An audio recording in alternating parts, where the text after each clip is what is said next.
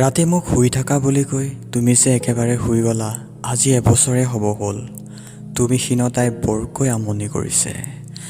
কাহিনীটো পঠিয়াইছে লখিমপুৰৰ মোৰ এজনী ভিউৱাৰ্ছে ইমেইল কৰি। আপোনালোকৰ কাহিনীবোৰ আপোনালোকে ইমেইল আৰু হোৱাটছআপৰ যোগেদি মোক দিব পাৰে। ডেছক্ৰিপশ্যনত হোৱাটছআপ নাম্বাৰ আৰু ইমেইল আইডিটো দিয়া আছে। আৰম্ভ কৰিছোঁ। মই তোমাক মানা কৰিছিলোঁ জোৰেৰে বাইক চলাবলৈ। ৰাণাৰ বাৰ্থডে চেলিব্ৰেশ্যন কৰি তুমি ঘৰলৈ আহি আছিলা পিংকুহঁতে। সেইদিনা ৰাতি সেই মুহূৰ্ততে আহিল সেই অভিশপ্ত কালটি। তোমালোকৰ এক্সিডেণ্ট হৈছিল আৰু ততাতৈয়াকৈ তোমালোকক ৰাতিয়ে লখিমপুৰ অসামৰিক চিকিৎসালয়ত ভৰ্তি কৰোৱা হৈছিল।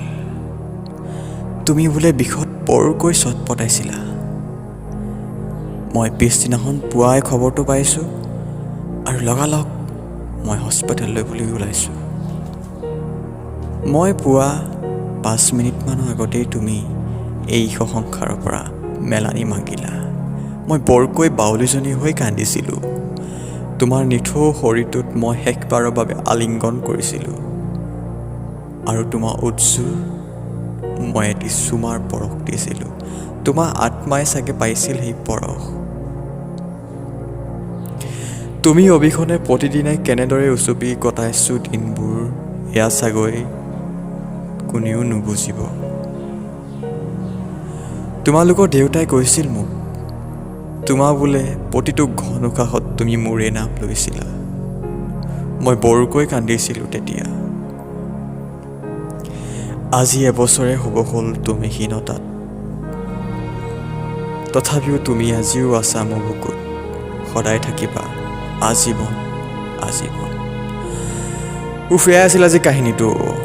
ভগৱানে যাক ভাল পায় তেওঁ ওচৰলৈ লৈ যায়। যেনেকৈ আমি দোকানত আমাৰ অতি পচন্দ চোলাটোহে আমাৰ ঘৰলৈ লৈ আহোঁ, ঠিক একেই ভগৱানেও তেওঁৰ পচন্দ প্ৰিয় ব্যক্তিজনক তেওঁৰ কাষলৈ লৈ যায়। তেখেত য'ত আছে কুশলে থাকক। যি আত্মা সম্পূৰ্ণ পাপৰ পৰা মুক্ত, সেই আত্মাই পৃথিৱীত দেহ ত্যাগ কৰে আৰু বৈকুণ্ঠত ঠাই পায়। গতিকে তেওঁ বৈকুণ্ঠত আছে। তেওঁ শুদ্ধ আত্মাক আমি ভক্তিৰে শ্ৰদ্ধা কৰা উচিত।